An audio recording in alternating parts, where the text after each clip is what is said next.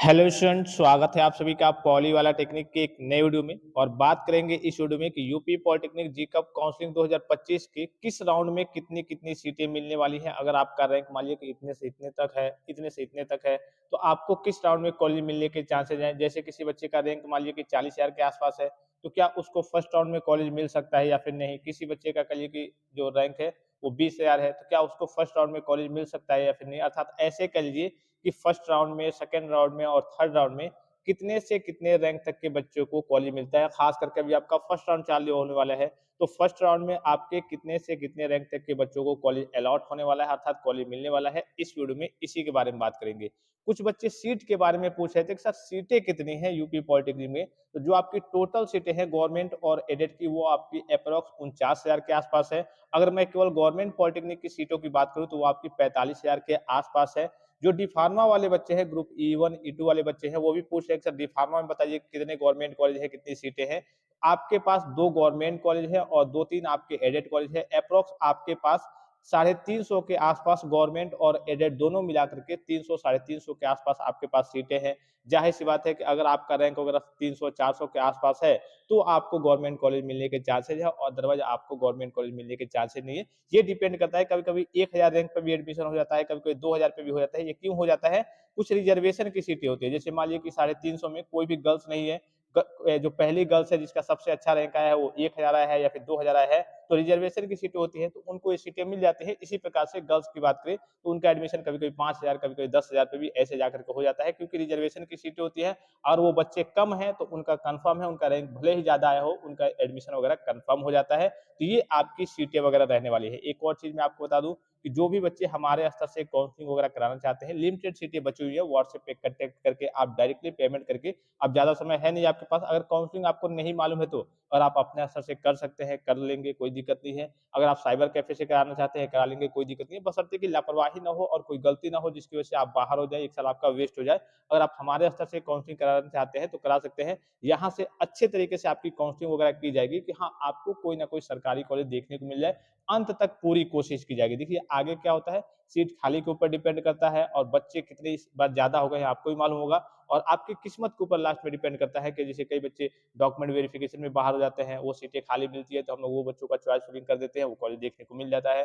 कभी-कभी बच्चे कहिए कि फीस वगैरह नहीं जमा कर पाते हैं, तो वो सीटें कहिए कि लास्ट में खाली बच जाती हैं, तो वो कॉलेज कहिए कि बच्चों को दिला दिया जाता है, वो सीट दिलाया जाता है। तो इस तरीके से चॉइस फिलिंग वगैरह काउंसलिंग का तरीका आपको मालूम होना चाहिए। अगर नहीं मालूम है तो आप हमारे स्तर से काउंसलिंग वगैरह करा सकते हैं, ठीक है?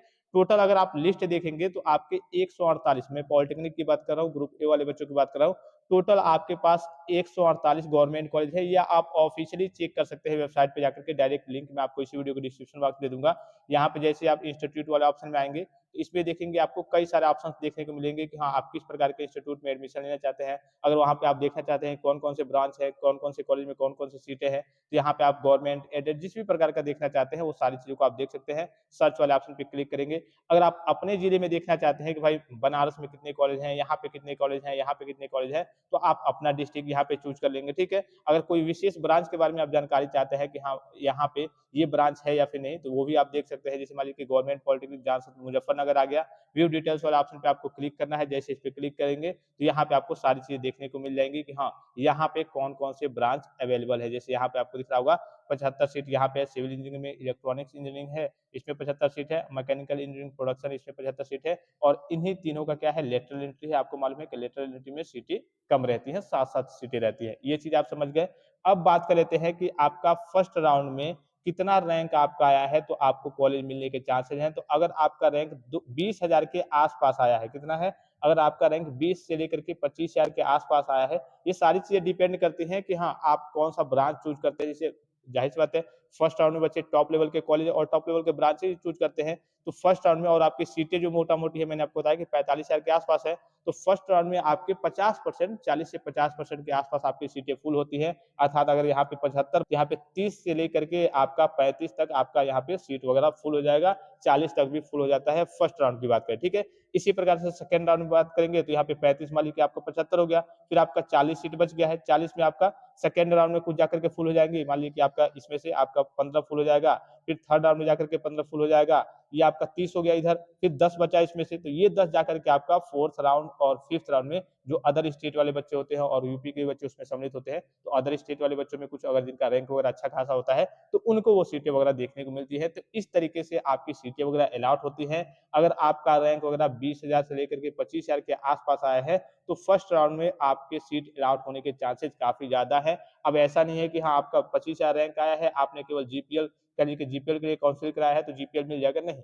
आपको चॉइस फिलिंग ज़्यादा से ज़्यादा आपने किया होगा, जो भी आपका अच्छा कॉलेज लगा होगा कि भाई ये कॉलेज अच्छा है, ये कॉलेज अच्छा है, उसकी आपने चॉइस फिलिंग की होगी, तब चांसेस है कि हाँ, आपको मिल जाएगा और 20 से 25,000 के आस-पास तक रैंक है, यानी कि फर्स्ट राउंड में जो कॉलेज वगैरह अलॉट होते हैं, 20 से लेकर के 25,000 तक के जिन बच्चों के रैंक वगैरह रहते हैं, ज़्यादातर उन्हीं को अलॉट होते हैं। उसके बाद से सेकंड राउंड में जाएँगे तो आपके 25 से लेकर के 50,000 तक अलॉट होंगे और थर्ड राउंड में जाएँगे तो आपके 1-1 लाख तक जाकर के अलॉट होते हैं। ये डिपेंड करता है आप कौन-सा कॉलेज चूज़ कर रहे हैं और कौन-सा ब्रांच चूज़ कर रहे हैं। उसके बाद जैसे ही फोर्थ और फिफ्थ राउंड में जाएँगे, तो उसमें आपके अदर स्टेट वाले भी बच्चे आ जाते हैं और यूपी के भी बच्चे रहते हैं। तो सबसे पहले जो अदर स्टेट वाले बच्चे रहते हैं, जिनका रैंक अच्छा होता है, उनको सीट मिलती है।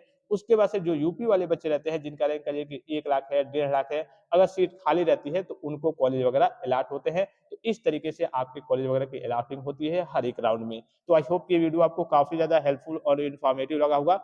आज कम से कम मैं आपको 4-5 वीडियो प्रोवाइड करूँगा, तो आप चैनल को सब्सक्राइब ज़रूर कर लेंगे।